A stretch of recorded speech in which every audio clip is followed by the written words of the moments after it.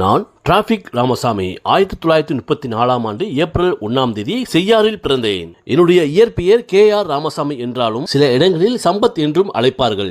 என் தந்தை ரங்கசாமி மாவட்ட காங்கிரஸ் கட்சியின் தலைவராக இருந்தவர். அதனால் சிறு வயதிலேயே ராஜாஜி போன்ற பெரிய தலைவர்களின் அறிமுகம் எனக்கு எளிதாக கிடைத்தது. அதுவே என் மனதில் சமூக பிரச்சனைகள் குறித்த சிந்தனைகளை ஆழமாக விதைத்தது. நான் துணி நூல் ஆலையில் மேற்பார்வையாளராக பணியாற்றினேன்.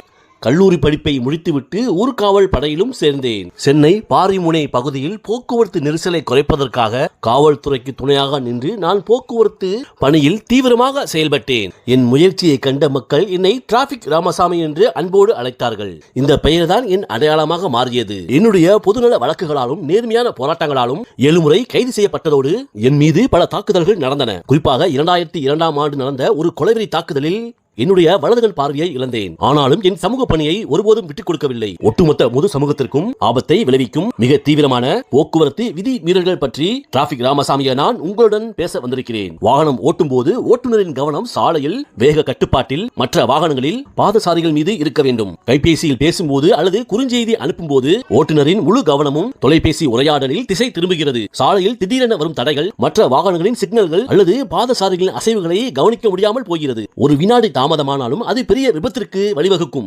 35% விபத்துக்கள் கைபேசியில் பேசிக்கொண்டே வாகனம் ஓட்டுவதால் ஏற்படுகின்றன என வட்டார போக்குவரத்து அலுவலகங்கள் புள்ளி விவரங்களை வெளியிட்டுள்ளன.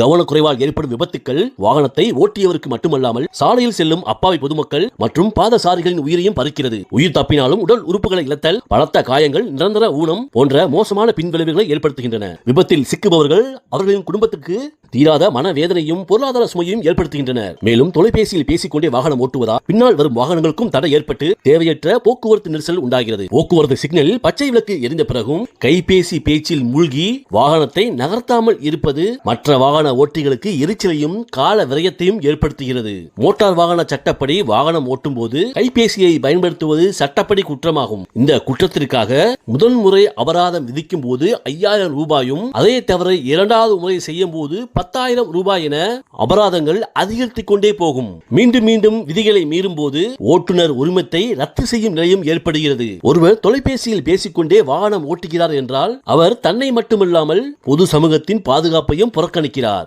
உயிர்களை குடிக்கும் இந்த ஆபத்தான பழக்கத்தை மக்கள் முற்றிலுமாக தவிர்க்க வேண்டும். நான் டிராபிக் ராமசாமி மீண்டும் வருவேன்.